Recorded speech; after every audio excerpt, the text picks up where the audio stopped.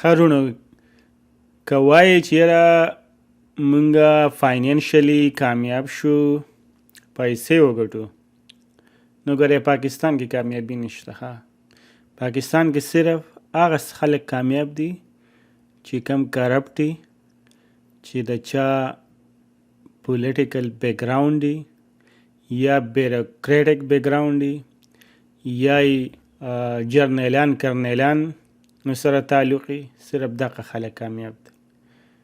باقی زمون په شان غریب سړی، ټیلنټډ سړی، محنت کشه سړی دا پاکستان کې نه چلی. همیشه به خوارزاري او د ده به چې کم خوبونه دي، کم ډریمز دي، کم ویژن دی چېرته پوره نشي.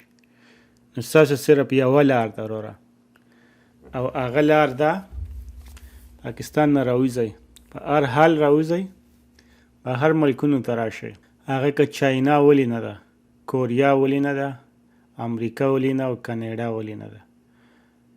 بهر راشئ، دلته د محنت کشه سړي، د دیانتداره سړي او د جفاکش او ټیلنټډ سړي قدر دی.